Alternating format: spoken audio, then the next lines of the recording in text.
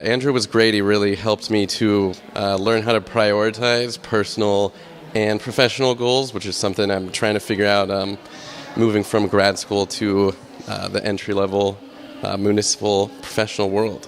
I thought it was absolutely fantastic. A lot of great information that I'd already heard, but something that was really great to kind of be reminded and brought back to the front of the mind, and something to really kind of hone in on in respect to the details of how to really balance not just my personal life, but also my work life in a different aspect and a different viewpoint from different local government colleagues.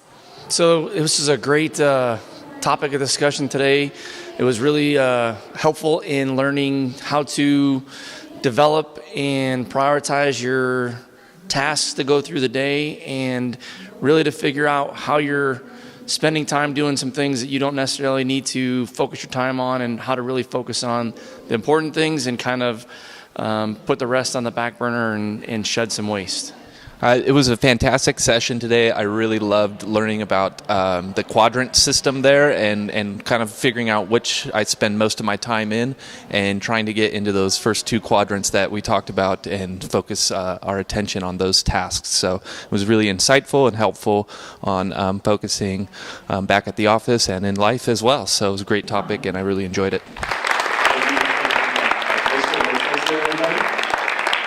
For Kristen and our last speaker. How's everyone doing tonight? Well, thank you all for being here. I think you're really going to enjoy what I'm going to talk about. The things we're going to talk about today are going to make you more productive, make you more efficient, and give you more time away from work to do the fun things that you really want to do. And we're going to spend a whole lot of time talking about maintaining balance in your life and managing your time. Now, a little bit about me.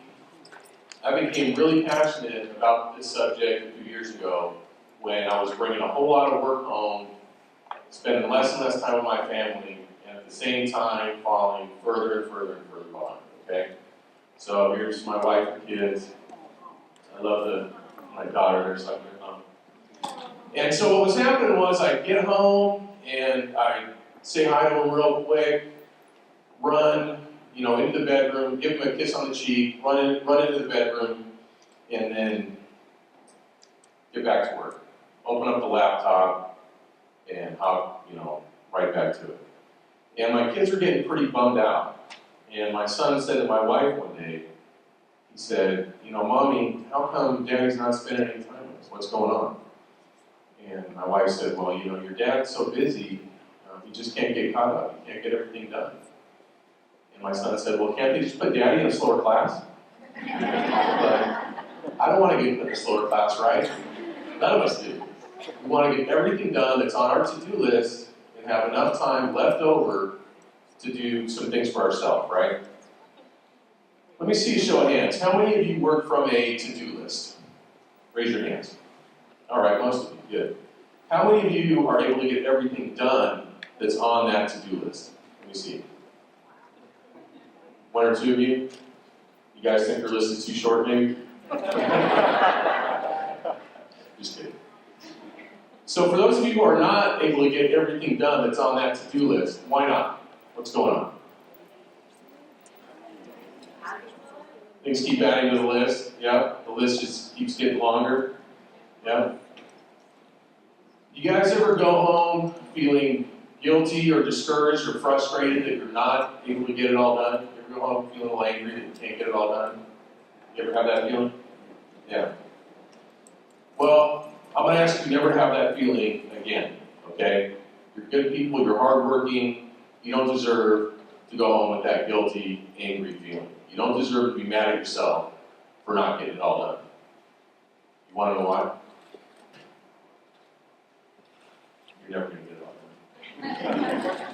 I hate to be the one to break it to you, but no matter how much you come in early, stay late, work through the weekends, no matter how much time you put in, you're never going to get it all done.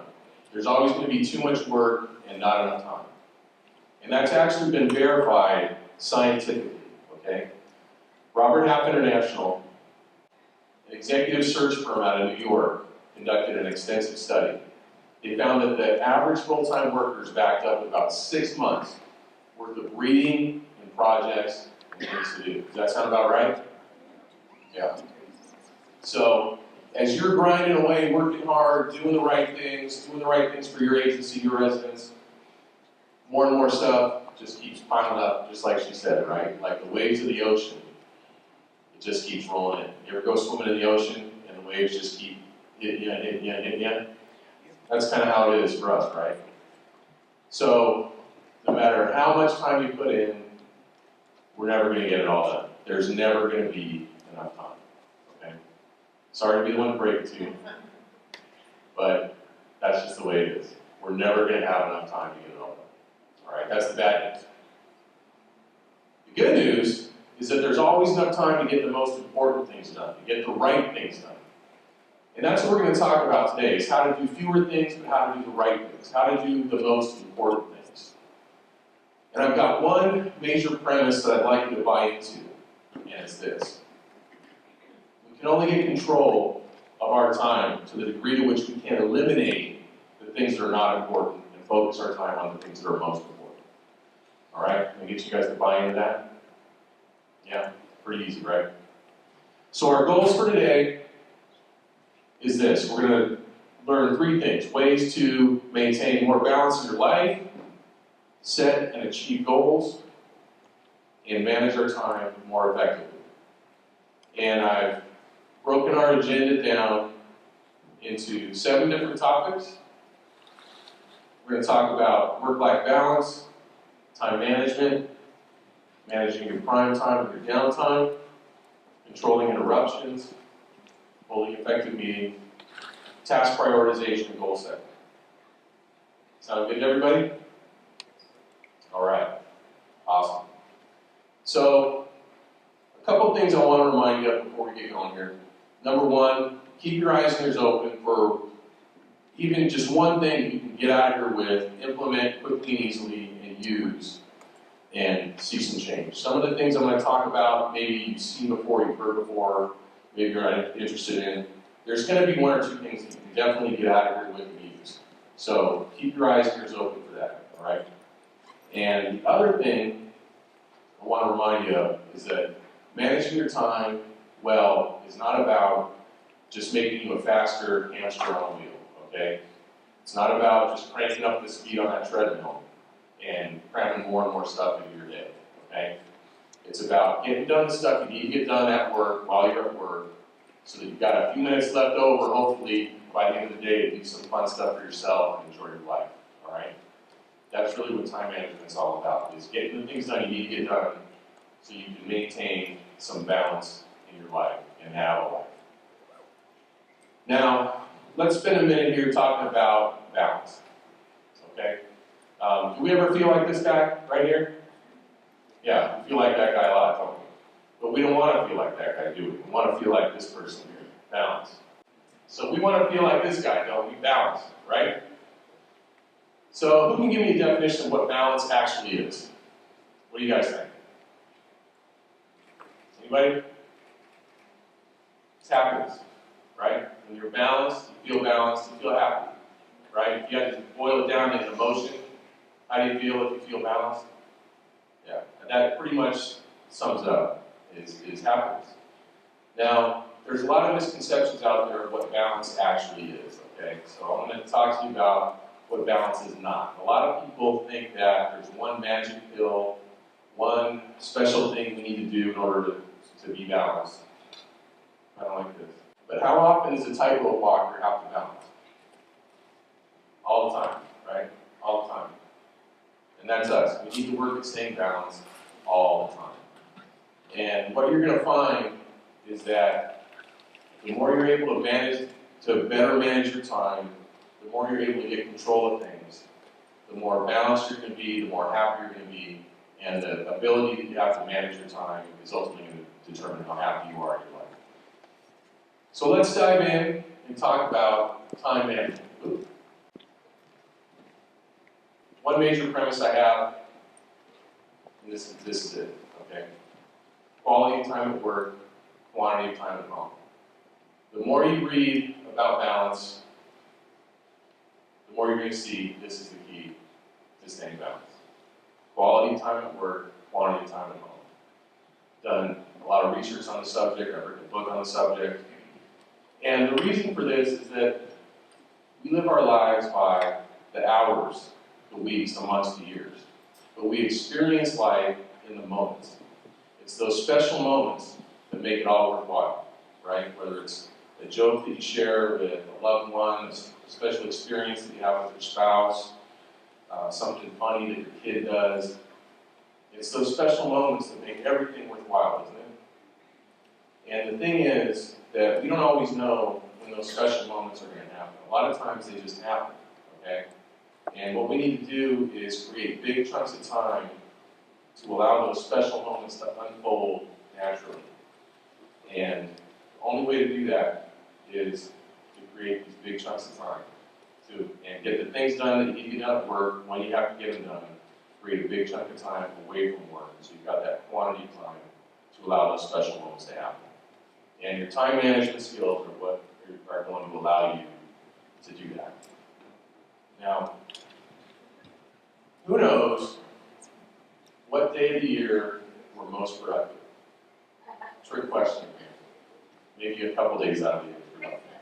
Christmas? Because you're wrapping all the gifts? You're most productive at work. What days of the year are you most productive at work? What do you guys think? Your day? Fridays? You're thinking about the weekend.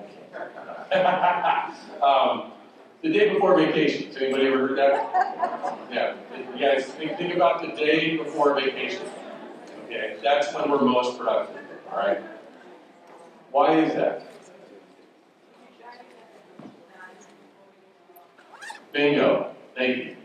Because you're able to focus, you're able to hyper-focus on your most important tasks, get it done as quick as you can, and ignore all the things that are unimportant that are on that to-do list.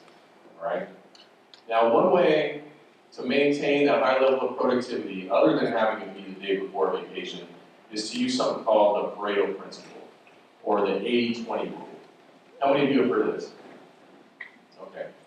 The Pareto principle was invented by an Italian economist named Wilfredo Pareto back in the late 1800s. And he looked around his society and he realized that people kind of divided themselves into what he called the vital few and the trivial many. Okay, the top 20% and the bottom 80%. And he realized that 20% of the people owned 80% of the land, 20% of the people had 80% of the political influence. And then he looked at his own life, his own business, and he realized that he could apply this rule to anything. He saw that 20% of his efforts were accounting for about 80% of his results.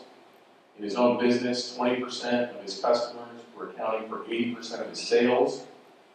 So let's look at your own lives, your own careers. Let's look at your own emails, for example. I want to bet that 20% of your emails are worth reading. The other 80%, what should you just do with them? Junk, delete them, right? Absolutely. As an agency, I'll bet that 20% of your residents are using 80% of your services. I know that in the Parks and Rec field, in my field, that's how it is. You think about code enforcement, public safety, you've got about 20% of residents that are repeatedly getting called out for using your services. Look at your to-do list, all right? So let's say you've got 10 things on your to-do list. The top 2 things, the top 20%, are going to be more important than the bottom 8 or the bottom 80% put together, right? Usually the top couple things on your to-do list have more impact and are more important than everything else. So the key to applying this rule is this. Don't work on a task in your bottom 80% if you've got a task in your top 20% that's left undone. Okay? Don't work on a task in your bottom 80% if you've got a task in the top 20 that's left undone. And what's the stuff that we tend to procrastinate on? Right, the stuff in the top 20%. Exactly. That's the stuff that's the hardest, most complicated. Those are the things that we tend to put off while we're cleaning out our inbox or doing whatever else we need to do. So the key here is to focus on that top 20%, just like you would on the day before vacation. Now, let's talk about a few things we can do to help us apply this rule. Now, how many of you have a time of day when your energy level maybe isn't as high as it is other times? You got a time of day when you might feel a little sluggish, time of day when you're up. Okay, so we need to be careful about what we do during our prime time and our downtime. Let's talk about our downtime first. What are some things we should do when we're feeling a little sluggish, our energy level isn't as high, we're not quite at our best, our downtime basically? What do you guys think? Move, get up and move, absolutely. What else? Emails? Oh, that's a good time to get caught up on your emails, right?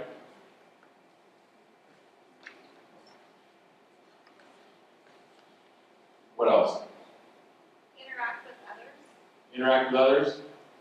If it's returning phone calls, something like that, just to kind of clean up tasks that you need to do. Absolutely. So I'll say phone here. All right. Excellent. Maybe those. Yes. So things that don't require as much strategic or critical thinking. Yes, absolutely. The things that don't require a whole lot of strategic planning, the stuff that kind of the cleanup tasks that we need to do, all the time, a lot of the time, right? Clean out the inbox, straighten things up. Anybody here have a downtime from 8 to 5? Here's some things I'd like you to focus on during your prime time. Okay? Prime time, when we're at our best, right? You got the time of day when you're moving, things are cranking, you kind of are at your peak. Things that are important, things that are difficult, things that are complex, things that involve major decision making. Okay, those are the things I'd like you to focus on during your prime time. All right. Now, let me see a show of hands. How many of you have an early morning prime time? So let's say, 8 to 10, 9 to 11. Yeah. The majority of people are going to have an early morning prime time. Okay. Now, how many of us tend to schedule what might be routine, sometimes unproductive staff meetings during the morning hours? Who here does that? Okay. I know there's more of you than that. But when we do that, what we're doing is we're taking the prime time of everybody there and basically blowing it out of the water, right? So what I'm going to encourage you to do is schedule those routine staff meetings. Figure out when everybody's downtime is and try to schedule them during that time because you're going to then protect everybody's prime time. Okay. Anybody here have a prime time that's like around lunchtime, like 11 to 1? Yeah. So for you, what you could do if you take your lunch break out of sync with everybody else, you're going to have a double bonus, basically what they call controllable, uninterrupted prime time, and you're 2 to 3 times more productive during that time. Anybody ever come into work on a weekend when nobody's around and you feel like, oh my gosh, I can get so much more done, this is great, I'm not being interrupted? You guys know what I'm talking about? Yeah, that's controllable, uninterrupted prime time. And we're 2 to 3 times more productive during that time. So wherever you can protect that, shut your door, do whatever you need to do, especially when you're scheduling your workday. You want to protect that prime time. And definitely marry that with basically your top 20% of tasks, okay? You're going to see a big jump in productivity if you're able to do that. All right, any questions on this? So let's talk about controlling interruptions, okay? Controlling interruptions. Anybody know how often the average person is interrupted during their workday? With either someone coming to your office, phone ringing, how frequently do you think you're interrupted? 50 times a day? Probably more. It's about every 7 to 8 minutes. The average person is interrupted. Okay? Yeah. Anybody here still have that alarm go off when their emails come in? Ding, ding, ding. You guys all disable that? But yeah, we're all interrupted about every 7 to 8 minutes. And there's a recovery time involved with those interruptions too, right? It's hard to just jump right back in, get going where you left off, right? Take a guess, how long do you think the average recovery time is? 20 minutes? A little less, it's 3 to 4 minutes, okay? But do the math. You're interrupted every 7 to 8 minutes. The recovery time is 3 to 4 minutes. So, I mean, is it any wonder we go home feeling, frustrated and angry that we're not able to get it all done, right? Absolutely. And are those interruptions typically in your top 20% or your bottom 80%? That's your bottom 80%, those interruptions, most of the time. Unless it's your boss, okay? So, because we've all got too much to do, not enough time, our goals for this section are 2 things. We want to reduce the total number of interruptions that we experience, and we want to reduce the length of those interruptions when they occur, all right? So let's look at a few different things and figure out how we can do this. So number 1, let's look at your workspace, okay? How you arrange your workspace. If you're a people person, you probably set up your desk in a way that either faces other people or faces a traffic pattern as people walk by. If that's the case, let me highly encourage you to change the orientation of your desk, okay? Because that direct eye contact that you experience translates into more interruptions as people walk by, greater, longer recovery time. So if you can turn your back to the traffic pattern, turn your back to other people, that is good. It doesn't, you might seem like you're being antisocial, but it's going to save you a lot of time. And even if you turn it sideways, you're still going to reduce the direct eye contact that you experience and lower the frequency of those interruptions. If you work at a front counter where your job is to greet people as they walk into a building, you're kind of out of luck. I guess your job is to be interrupted, so to speak. But if that's not the case, arrange that desk so that you don't have a lot of direct eye contact with passers-by. Show of hands, who here has a candy jar on their desk? Hey, all right. I love the candy jar. Anyone, you have a comfy chair next to the candy jar? Who's got a nice comfy chair? Okay, excellent. So I love the candy jar. I'm the first one in there interrupting your workday. Especially if you got chocolate in a candy jar, you guys can probably tell. But my suggestion, if you're getting a lot of interruptions, get rid of the candy jar. Or even better, find somebody that you don't like and give them the candy jar. Let everybody come interrupt that person. And if you got the comfy chair and you feel like people are spending too much time in your office, use the comfy chair. Get like a wood, like the kitchen chairs, like country style wood chairs, or a stool. I once had an office that was it was a closet that we converted into an office. And all I had room for was a folding metal chair. And I realized, wow, I can actually pick and choose who comes in here and sits down. And it worked out really well. Even if you start piling your coat, your bags on top of your chairs, and when someone comes in and you want to talk to you, you remove that stuff. Start looking for ways that you can control who comes in, who sits down, who does what. You're going to see a big difference. So as far as dealing with visitors, it's from Christmas vacation for those of you who remember that. For dealing with visitors, let's talk about a few different techniques we can use. So let's say somebody calls you and says, hey, can I come talk to you for a minute? What might you say? Especially if it's someone you're not really looking forward to talking to. No, that's a good one. Yeah, say, no, not a chance in hell. No. Or you could say, you know what, let me come see you. Why do you think that might be a good alternative? If someone who's in your building, you could walk over to see them, right? Because you can control how long that impromptu meeting is. You can walk in, and it's a whole lot easier for you to get out of there than for you to get somebody out of your office, right? Let's say somebody knocks on your door and says, "Hey, you got a minute?" What could you maybe say? Say no, not a chance of no, right? Yeah. Yeah. Yes, I have 8 minutes. Perfect, yes. You can say, you know what, I got to finish up what I'm doing, I got just a minute, I got just a couple minutes. He's absolutely right. Why is that so good? Because it's not rude, okay? You're not saying, I want to talk to you, but it's politely assertive. You're saying, hey, look, I got just a couple minutes. You're basically saying, get to the point, okay? not so brutally honest. But that's absolutely right. Or you could, if you want to say no, you can say no plus an alternative. You say, I can't talk right now, but can you come back at 4:45? All right, what's happening at 4:45? People are wrapping up their workday, exactly. And if it's not important, is that person coming back to see you at 4:45? Probably not.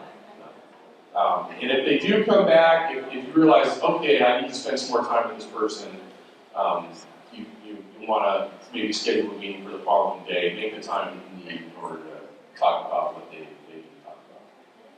So, a lot of, remember, we got too much to do in too little time. So, we got to carve out time wherever we can, right?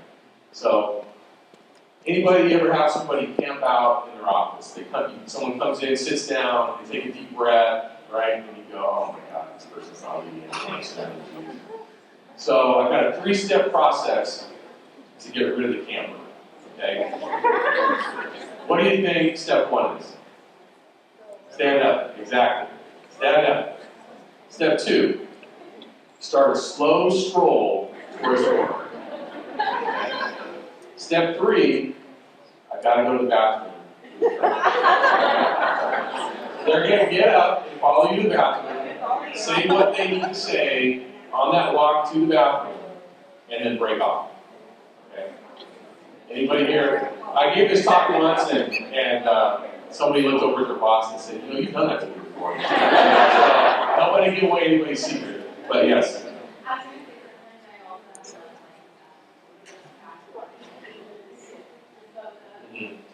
Keep trash, something close by that that's like your escape route, where you can say, okay, I got to take this out right now, right? And anything to get them up, you get up, invite them along, and say, hey, come with me out to throw this away. They'll come with you, and eventually break off.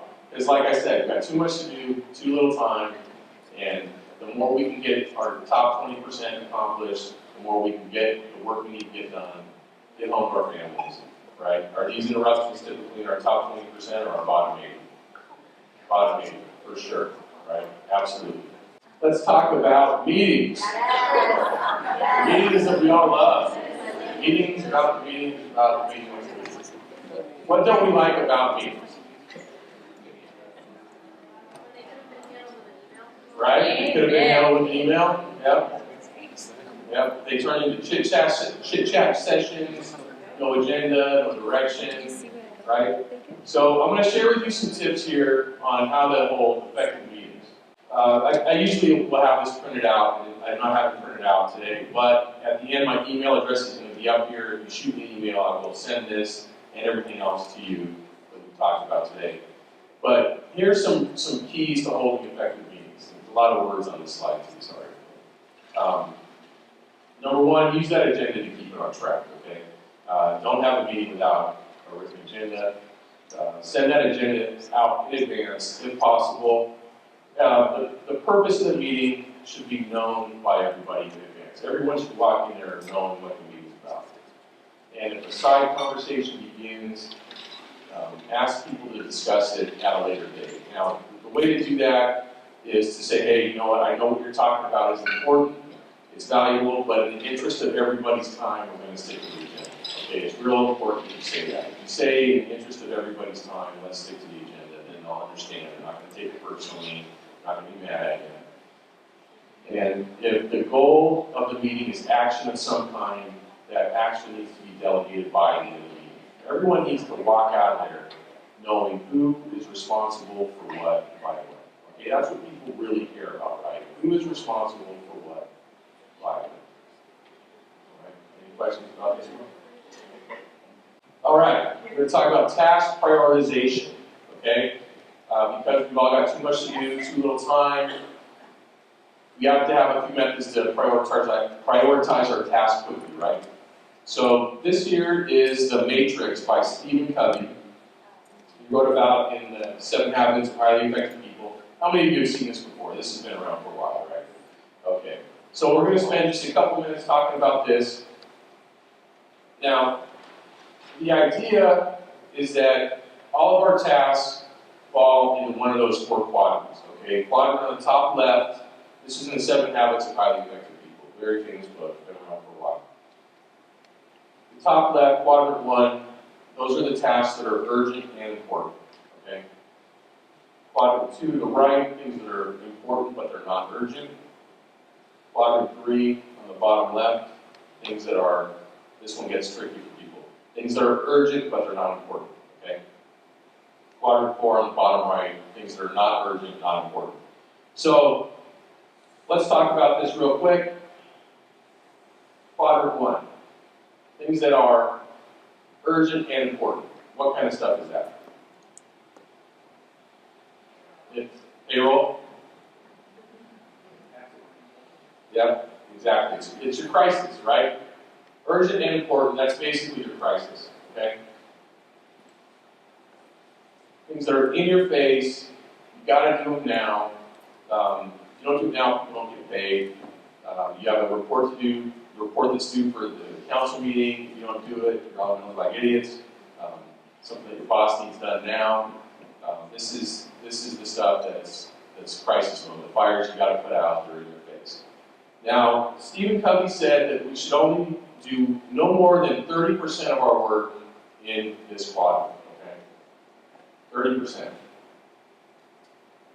He said that we think that our raises and our promotions come from the work that we do in that quadrant, but they really come from the work that we do in quadrant number 2, which he called the quadrant of effectiveness, okay? Things that are important, but they're not urgent. So what type of stuff do you think that might be? Stuff that's important, but not urgent. So, yes? Exactly. Yep. Planning, long-term planning. Perfect. Think about the things that are important, that have long-term consequences on your life, but they're easily procrastinated on. Okay? So think about the term paper that you had to do for school. It was important. If you didn't do it, you're going to flunk, right? So it's super important. But you procrastinated on it, and it gradually moved from quadrant 2 over to quadrant 1. Now it's a crisis, right? So all the long-term planning, even things like exercise, spending time with your family, your goal setting, your coming to trainings like this, all this stuff is really important. It's got long-term effects, but it's easily procrastinated on, and that's the mistake that most people make. So what Covey said is that 60% of our work should be done in this quadrant here. Okay? The majority of our work should be done in quadrant 2. We should be spending the majority of our time working on things that are important, but they're not urgent. Okay? Quadrant 3, again, this one's a little tricky. Things that are both urgent, but they're not important. All right? What kind of stuff do you think that is? Urgent, not important. There's one thing. What was that? Emails, exactly, right? You got it. These are your typical interruptions, okay? Quadrant 3 is your typical interruptions. And what he said is that we should spend no more than 10% of our time working on the quadrant 3 stuff, okay? So the key to quadrant number 3 is this. Your boss is going to put you in quadrant 3 sometimes, right? And it's going to be real annoying, right? Something that your boss either doesn't want to do, doesn't have time to do, and you know it's not important, but you got to drop what you're doing and do it anyway, okay? The key is this. Don't let anybody but your boss put you in quadrant 3, okay? Don't let anybody but your boss put you in quadrant 3. And quadrant 4, this is basically waste, okay? Things that are not urgent, not important. So this is your chit chat, coffee breaks, coming in late, leaving early, reading the newspaper, all that stuff that is basically waste, all right? So the key to using these quadrants, you want to spend as much time as you can in quadrants 1 and 2, and as little time as you can in quadrants 3, quadrant 4, all right? You want to eliminate that stuff wherever you can. Any questions? Pretty simple, right? There's another way to prioritize our tasks that I'm going to go over with you now. And this one is even, I like this one even more. Very simple. It's called the ABCDE method, okay? And it was invented by a guy named Brian Tracy. And what we're doing here is you're making your to-do list, you're prioritizing your tasks, based on one thing and one thing only. And that's how severe the consequences are for not doing it. Okay? I can't spell, sorry. Consequences. So you got your A-level task, B, C, D, and E. And an A-level task has severe consequences for not doing it. Okay? Severe. What kind of stuff would this be? Again, your council reports, stuff that your boss needs done, the payroll. If you don't do it, severe consequences, right? And if you've got more than one, you just label them out. A1, A2, A3, etc. And then the key is to discipline yourself to work on that A1 task until it's 100% complete, and then move on to A2, and then A3, etc., etc. So then a B-level task is something that has mild consequences, all right? You've got mild consequences if it doesn't get done. So this would be, returning an email, a phone call. Somebody's annoyed if you don't do it, but it's not the end of the world, right? And if you've got more than one of these, again, you've got B1, B2, B3, etc. And the key is don't work on a B-level task if you've got an A-level task that's left undone. All right, pretty simple.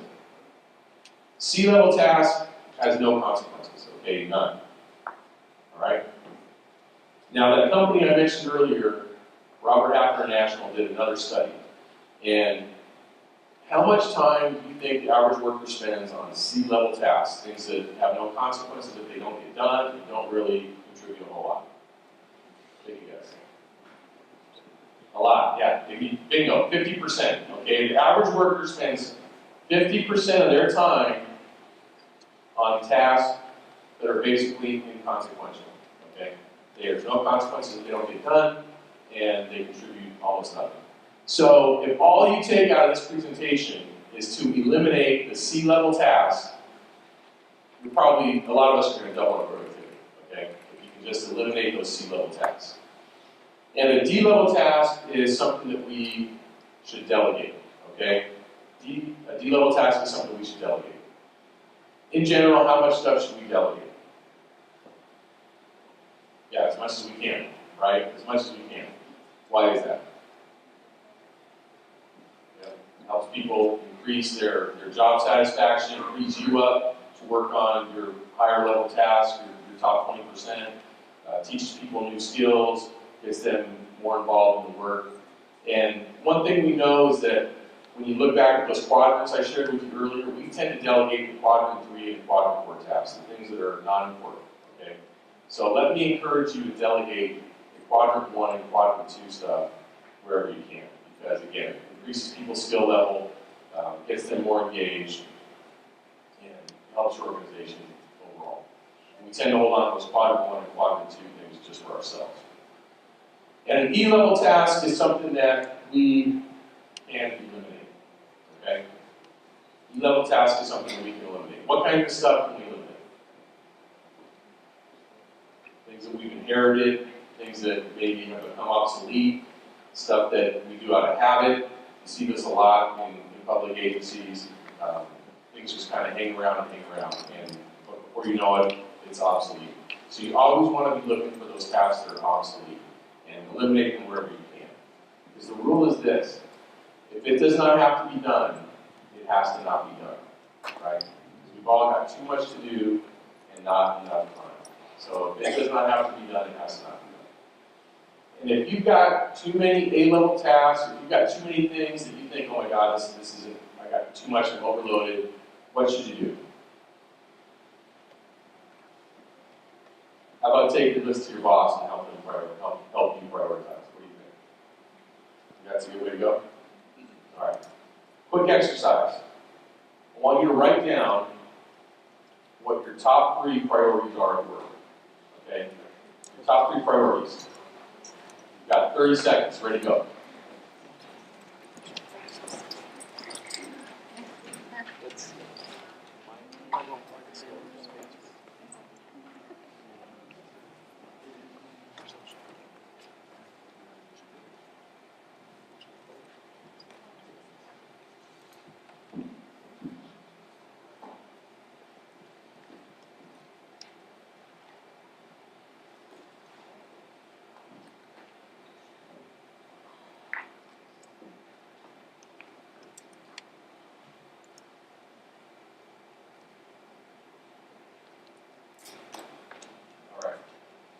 Now I've got your list, got your top 3 priorities, so look at your list. Now I want you to imagine that you're taking your list to your boss. You've got your list in your pocket, you say, hey boss, help me out. What are my top 3 priorities? What do you think they are? Can you write them down for me? Your boss writes down their list, hands it to you. So now you've got your boss's list, and you've got your list. You're looking at them both. Do they match? Are they even close? Are they even in the same stratosphere? Because if they're not, it's a real problem, isn't it? Unclear priorities is a major, major problem in the workplace. So you want to make sure that you and your boss are on the same page with that stuff. Because a lot of people work really hard on things that their boss thinks is a total waste of time. So you don't want to let that happen to you, okay? Make sure you and your boss are on the same page with your priorities. All right. Let's talk about goals for a minute. All right, we're going to talk about personal goals. Okay, and I want to talk about personal goals because if you can set personal goals, you can set professional goals. It's the people who can't set personal goals that have a problem with setting goals at work. So let's focus on your personal goals, your personal life. Another exercise. I want you to write down your top 3 goals in life in 30 seconds. Ready to go.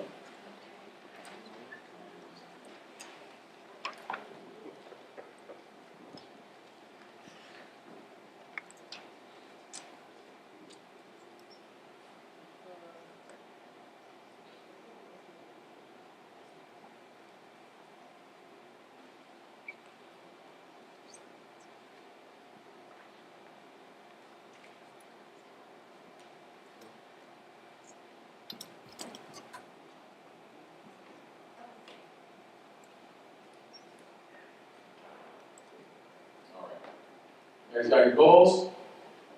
Okay. So this is really important because it doesn't matter how efficient you are, if you've got the wrong goals, you can be moving really efficiently in the wrong direction, right? And that's no good. So how many of you had goals that fell into basically 3 categories? You had a family and relationship goal, a financial or career goal, and a health or fitness goal. How many of you had goals that basically that's the type of categories they come into? Okay. Those are the most important areas of our lives, basically. So if you look at those goals, and if you spent 3 hours, 5 hours, whatever, writing down your top 3 goals, you're probably going to come up with the same list. There's something about doing this exercise quickly that causes these goals to just pop to the surface, like you're holding a tennis ball underwater. So this list is probably pretty accurate. Even though you did it quickly, this list is going to be really accurate. And those are the most important things to you. So keep that in mind as you're moving forward with your life, because, like I said, if you have the wrong goals, but you're really efficient, you're going to waste a whole lot of time, and that is no good for anybody. Peter Drucker, the management guru, once said that before you start climbing the ladder of success, make sure it's leaning against the right building, right? So you want to make sure that your goals are accurate. And here's something else that I think can help everybody here with their goal setting. So this is a list. It's from a guy named Zig Ziglar, who's a motivational speaker. He passed away now, but I got to see him before he died. And again, like I said, I'll have my email address up later, and you can email me and I'll send this to you. But this is really good. If you can use these steps for your personal life, at work as well. We all probably have some type of goals formula, that's on our performance reviews, but this stuff really works. So I'll go through it now with you again. A lot of words on this slide. Usually I have this printed out. But identify what you want, write it down, spell out why you want it. That's the big thing now, is find your why, right? Spell out why you want it. List the obstacles that you need to overcome in order to reach those goals. What hurdles do you need to jump over? Identify the people, groups, and organizations you need to work with to help you reach your goals. We all need help in life, personal life, professional life. Identify who you need to work with to help you. Identify what you need to know to reach the goal. What do you need to learn? What skills do you need to develop, especially for our long-term goals. Number 6, develop a plan of action to reach your goal. And then number 7, give yourself a time frame. Write down when you expect to reach that goal. Give yourself a deadline. We perform a lot better with deadlines, even though we don't always like them. We perform a lot better with deadlines. And John Wooden, the UCLA basketball coach, once said that your goals should be both difficult and realistic. And there's a whole lot of books out there about goal setting. There's tons of information, but to me that really sums it up. Your goals should be both difficult and realistic. And if you follow these steps, both at work and at home, I think you're going to see some really good results. So, before we leave with our call to action, let me just say that if you ever want me to come speak to your agency, I really enjoy doing this. And I really appreciate the time that you've all given me. And you can see my buddy Eric back there with the camera. If you enjoyed this, please tell him. For about 20 or 30 seconds, I'm putting my website together. And if I could just get quick video testimonials, that would be awesome. If you enjoyed this, if you didn't enjoy it, I'm saying this, okay? But let me just leave you with this. When you get out of here, starting at 8 a.m. tomorrow, let me encourage you to practice these techniques, ideas, and philosophies that we've talked about today. If you do that, you're going to have a much more balanced life and a much more fulfilling career, much more enjoyable career, much more productive career for many years to come. Thank you very much, everybody.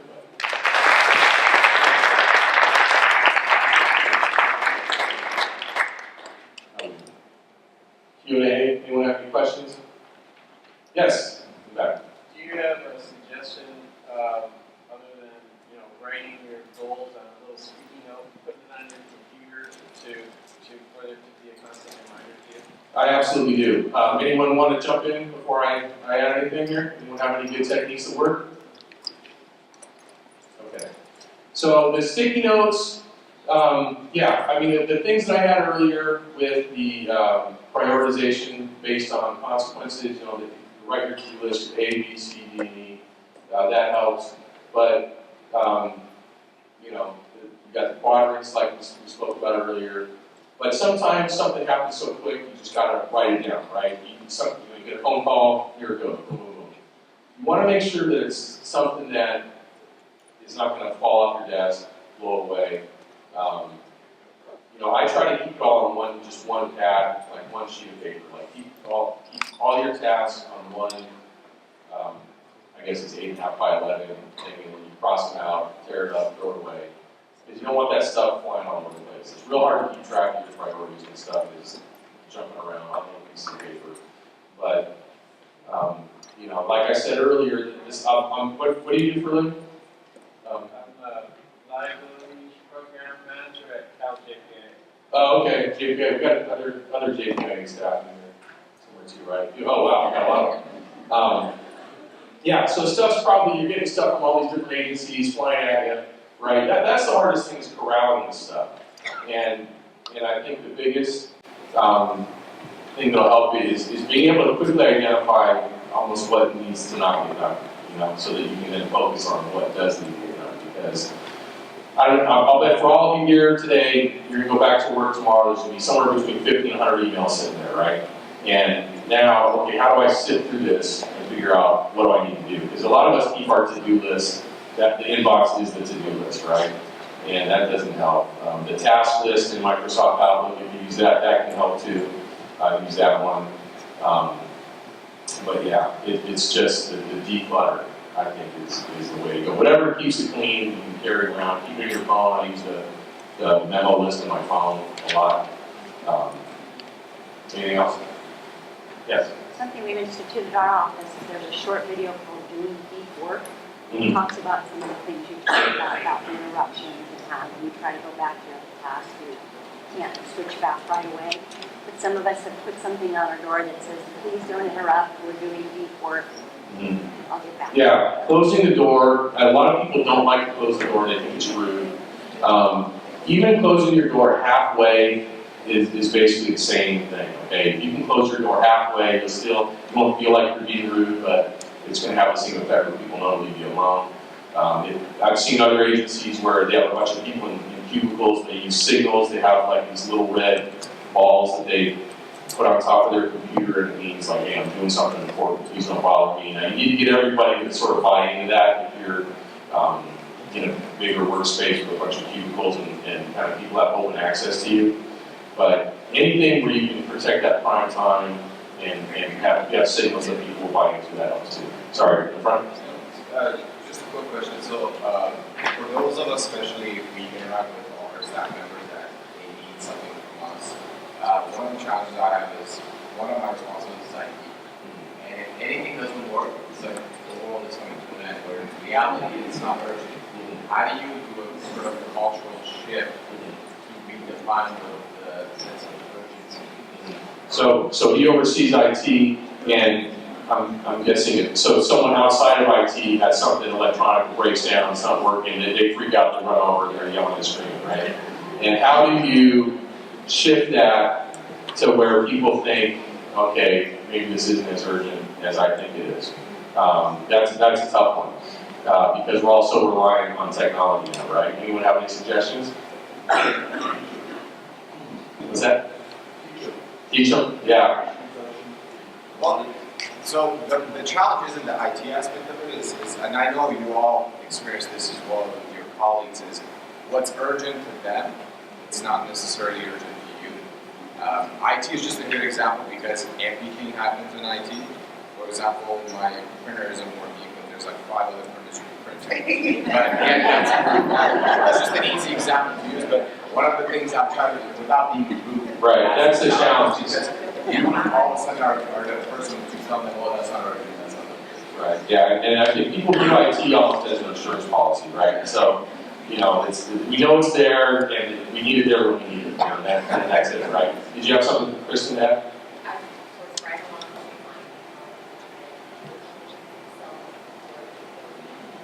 Yeah, I think the printer example is good. If you have a quick alternative, you can say, hey, you know what, I understand the printer's down, we'll get to it. In the meantime, can you print to this other printer? Or even if you have extra computers around, that is probably a good one too. Oh, my computer's not working, I don't know what to do. If you have extra laptop, extra workstations, I've seen other agencies do this where they have people basically mobile workstations. No one really has their own spot. Especially for like code enforcement and different building inspectors where they come and go, they check into multiple workstations, and then the department assistant keeps track of what workstation is open, and they basically assign people as they come and go. So I think that's, you're going to have to sort of repetitive train people, I guess. It's not going to be easy, but I think that's the way to go. Anything else? No? All right. Well, thank you very much for having me, everybody. I really enjoyed this.